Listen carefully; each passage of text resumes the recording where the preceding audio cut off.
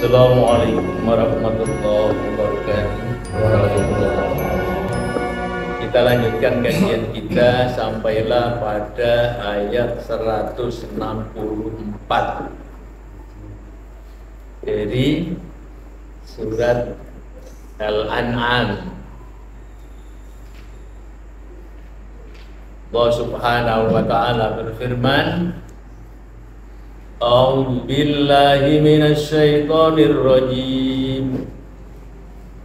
Qul awairallahi abghi rabban wa huwa rabbu kulli syai' wa la taksibu kullu nafsin illa 'alaiha wa la taziru waziratun wizra ukhra thumma ila rabbikum marji'ukum fayunabbi'ukum bima kuntum fihi takhtalifun. Rasulullah diperintahkan, kul katakan Muhammad kepada mereka, aghairallahi abghi rabban. Apakah aku mencari selain Allah sebagai Rabbku, sebagai Tuhanku, wa huwa rabbu kulli syai'in, sedangkan dia Allah itu adalah Rabbu kulli syai'in, Rabbnya tiap-tiap sesuatu. Ini Rabb yang mencipta, yang mengatur, yang mengawasi, yang menjaga, itu adalah Rabb. Kemudian wala taksibu, dan tidak mengerjakan kullus nafsin, tiap-tiap jiwa, tiap-tiap seseorang, illa alaiha, kecuali melainkan atasnya, wala taziru, dan tidak memikul beban atau dosa, waziratun, orang yang berdosa, wizra ukhra, dosanya orang lain. Di ayat ini menjelaskan tentang tiap-tiap manusia itu akan mendapatkan apa yang mereka usahakan, yang mereka kerjakan. Tidak dapat menanggung dosa orang lain. Orang yang berdosa juga tidak bisa menanggung dosa orang lain. Ya.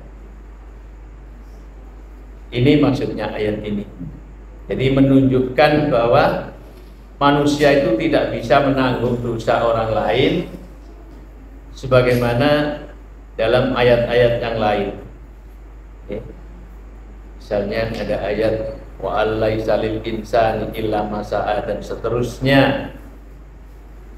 Sedangkan dalam surat Al-Ankabut ayat 13 itu ada kalimat wala yahmilunna asqalahum ma'asqalihim, dan mereka akan menanggung beban dosa beserta dosa mereka. Ini maka yang dimaksud dengan menanggung dosa itu bukan dosanya orang yang ditanggung, tapi itu yang dimaksud seperti hadis Rasulullah Shallallahu Alaihi Wasallam, man sanna sunnatan sayyi'atan falahu ajruha wa ajru man amila biha min ghairi ayyang kusai'in min auzari. Siapa yang membuat di dalam Islam itu sayyi'atan, perbuatan dosa, ya, maka fa'alaihi wizruha, dosanya itu akan menimpa kepada orang yang berbuat itu, wa wizru man amila biha, dan sebesar dosa ditambah lagi dosa orang yang mengikutinya. Contohnya gampang-gampangan ini, misalnya jenengan itu punya tanah kosong, kemudian iki enake gawe pos saya gitu, iki gawe cangkruk arek-arek nek bengi iso melekan, gawe ngombe-ngombe, gawe judi misalnya, maka jenengan itu sudah dosa. Kemudian dibuat kumpul melakukan malam-malam itu minum minuman keras atau berjudi atau maksiat yang lain. Berapa orang itu? Misalnya ada 5 orang. tiap-tiap 5 orang ini berdosa masing-masing, terus jenengan yang ngerintis tempat itu untuk maksiat itu ditambah lagi dosa jenengan dan dosa 5 orang sebesar 5 orang itu. Makanya enten istilahnya pahala jariyah, enten dosa jariyah. Di dosa itu enten jariyah. Jadi tempat yang jenengan rintis tapi digunakan untuk maksiat, sampai kapanpun walaupun jenengan sudah meninggal, kalau tempat itu tetap digunakan sesuai dengan rencana jenengan rumiyin, itu ya, kemaksiatan itu terus mengalir dosa itu.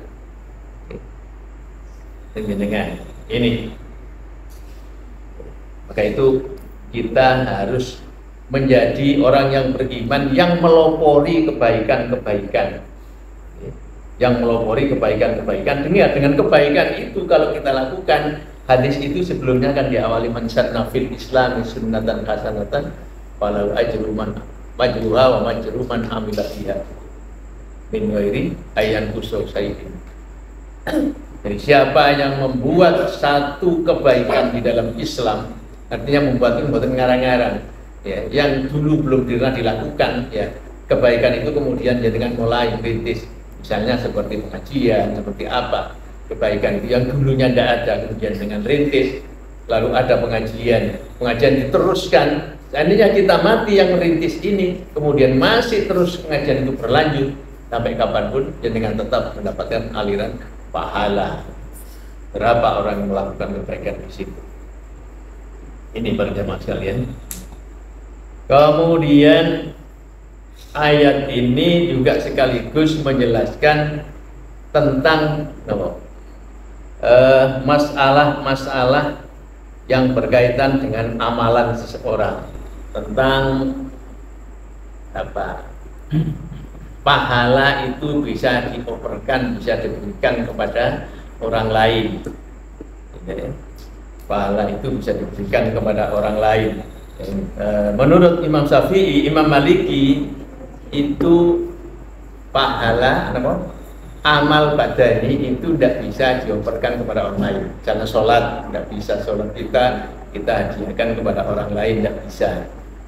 Puasa tidak bisa, termasuk baca Al-Quran itu tidak bisa dioperkan. Jadi dulu ngaji baca Al-Quran, pahala Al-Quran saya baca ini saya hadiahkan kepada si sinten.